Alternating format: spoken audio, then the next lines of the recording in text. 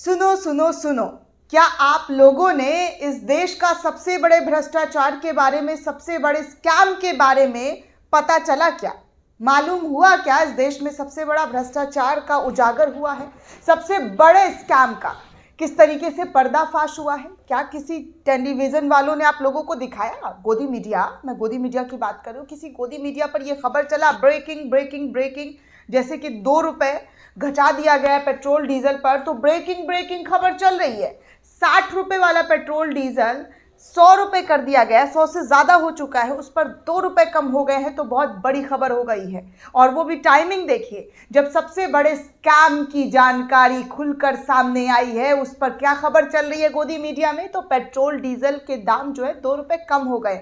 मोदी सरकार, या यूं कहे कि केंद्र सरकार का सबसे बड़ा तोहफा दे दिया गया है, ऐसी खबरें चल रही है। लेकिन चलिए आपको बताते हैं देश के सबसे बड़े भ्रष्टाचार के बारे में कैसे पता चला है, क्योंकि चुनाव आयोग की तरफ से जो सुप्रीम कोर्ट ने आदेश दिया था कि आप अपने वेबसाइट पर तमाम जानकारी एसबीआई से लिया हुआ वो साझा करेंगे, तो वो जानकारी अब चुनाव आयोग की तरफ से साझा कर दिया गया है। लेकिन आपको ऐसी जानकारी दूंगी जिसे सुनकर आप दंग हो जाएंगे कि आखिर हमारे देश में चल क्या रहा था और कितना बड़े, जी हाँ, कितने बड़े लेवल पर चंदा वसूली हो रहा था और सबसे ज़्यादा किस पार्टी को फायदा हुआ है, तो वो भी आपको बताऊंगी। लेकिन खबरों में आगे बढ़ने से पहले दोस्तों, आप सभी से अपील करना चाहूँगी कि हमारे चैनल को ज़्यादा से ज़्यादा लाइक, शेयर और सब्सक्राइब करना बिल्कुल भी ना भूलें, और साथ में चैनल को ज़्यादा से ज़्यादा ज्वाइन करें, थैंक्स बटन का उपयोग करें, ताकि हमारी आज़ाद पत्रकारिता को बल मिलता रहे।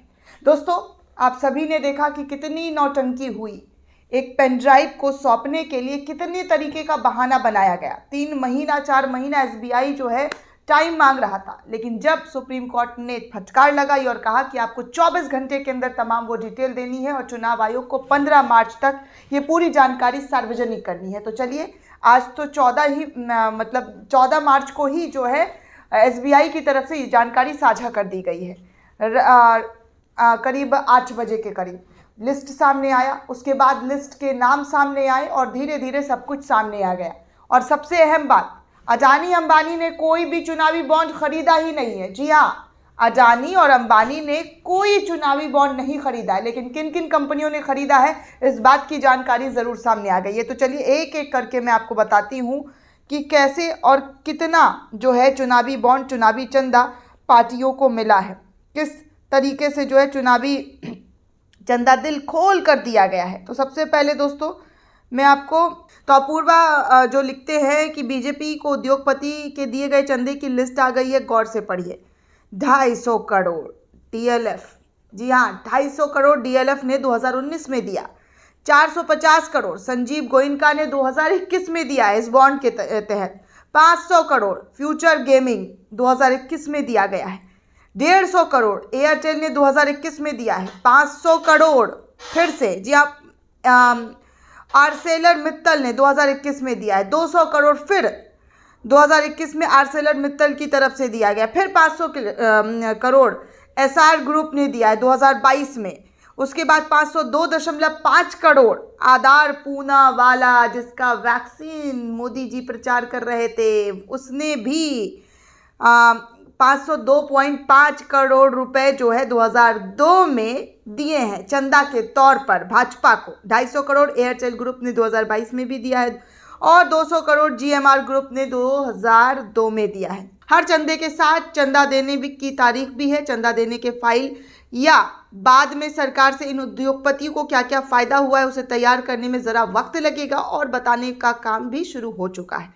भारत में उद्योगपतियों से लूट और लूट के बदले उद्योगपतियों को भारत में लूटने की आज़ादी देना, इस खेल का अब पर्दाफाश होने जा रहा है। Data source Prudential electoral trust to election commission of India 6 March 2024 Reuters से प्राप्त हुआ है कि कहाँ किससे कितना लूटा गया है। हम तो फकीर हैं, झोला उठाकर चल देंगे, लेकिन चंदा इतना ज़्यादा कि कान भी सुनकर थक जाए कि इतना ज़्यादा चंदा एक ही पार्टी को कितनी दफ़ा दिया गया है, वो भी हर साल।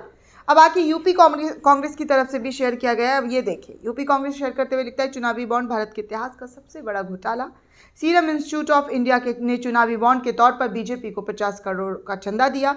कोरोना जैसी बड़ी महामारी में मोदी सरकार ने देश में टीका बनाना एकमात्र अधिकार सीरम इंस्टीट्यूट ऑफ इंडिया को दिया था और उन्होंने करोड़ों रुपए कमाए थे। चुनावी बॉन्ड घोटाले का एक छोटा ट्रेलर अभी सामने आया और मोदी सरकार को बेनकाब कर दिया गया।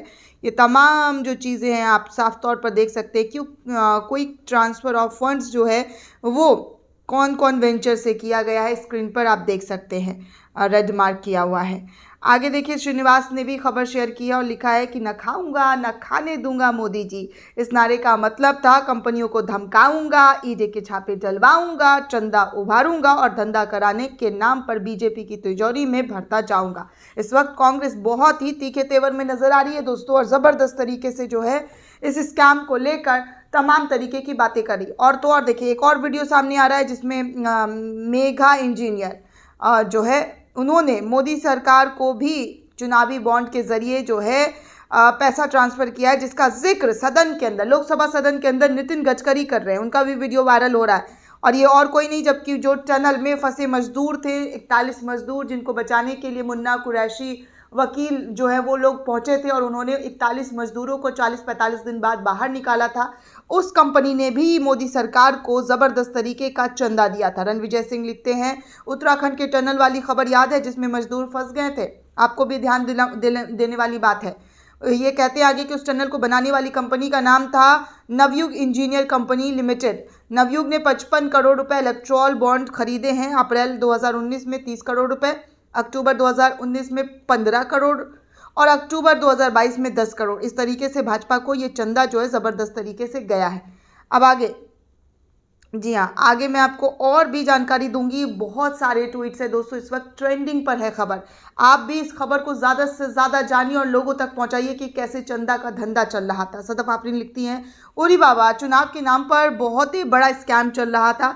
46.7 अकेला भाजपा के नाम पर। सोचिए, 46.7% जो चंदा है वो भाजपा को मिला है। और एक और यूज़र है नरंदार करके, वो लिखते हैं इलेक्ट्रॉल बॉन्ड मनी टॉप रिवाइजर, सबसे ज़्यादा किसको मिला है?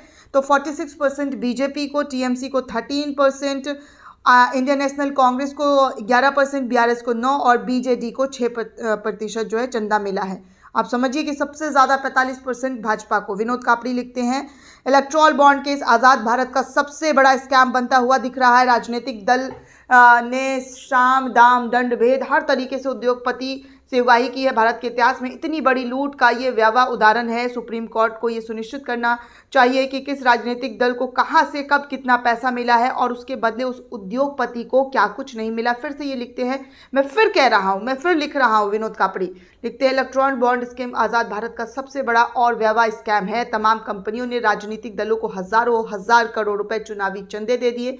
साफ साफ रिश्वत जो है वो दी गई है। इस रिश्वत के बदले ऐसी एक कंपनी को राजनीतिक दलों और तमाम सरकारों से क्या मिला है ये पूरे देश को पता होना चाहिए। ये मांग विनोद कापड़ी की तरफ से किया जा रहा है। वहीं आगे देखिए, डॉक्टर गौरव कुमार, आम आदमी पार्टी के प्रवक्ता, वो लिखते हैं, ये 52 करोड़ आधार पूनावाला ने भाजपा को दिए थे वैक्सीन। जी हाँ, दूसरी वैक्सीन को मार्केट में आने से रोकने के लिए बिना थर्ड ट्रायल के इसे मार्केट में उतार दिया गया था। आज युवा बच्चे हार्ट अटैक से अचानक मर रहे हैं जिस पर कोई शोध या गहन जांच तक नहीं हो रही। 50 करोड़ की कीमत पर भारतीयों की जान की बाजी लगा दी नरेंद्र मोदी सरकार ने। आम आदमी पार्टी की तरफ से भी तीखे तेवर दिखाए जा रहे हैं। असदुद्दीन ओवैसी लिखते हैं कि निर्वाचन आयोग का डाटा बताता है कि भाजपा को गुप्त इलेक्ट्रॉल बॉन्ड्स के जरिए कितने पैसे मिले थे, कागज तो दिखाना पड़ गया। सवाल यह है कि अगर भाजपा के पास इतने पैसे हैं तो फिर उनके ट्रोल्स को 2014 से 2 ही रुपए क्यों मिल रहे हैं, इसकी भी जांच होनी चाहिए। ये मजाकिया लहजे में इन्होंने तंज मारा है। मनीष, इस तरीके से दोस्तों आप सभी ने देखा कि किस तरीके से इलेक्ट्रॉल बॉन्ड का चंदा सबसे ज्यादा अगर किसी पार्टी को गया है तो वो भाजपा को गया है। भारतीय जनता पार्टी को 45% कमीशन जो है चुनावी बॉन्ड के जरिए भाजपा लेती गई। आखिर इतना पैसा आ कहां से रहा है, ये भी तो सोचने समझने की बात है दोस्तों। जो चुनाव प्रचार में ही करोड़ों रुपए खर्च कर दिया जा रहा है। खबरें बहुत बड़ी हो रही है दोस्तों, बहुत सारे ट्वीट्स हैं। मैं चाहती थी कि सब आपको दिखाऊं लेकिन बहुत ज़्यादा लंबा ड्यूरेशन वाला खबर बन जाएगा।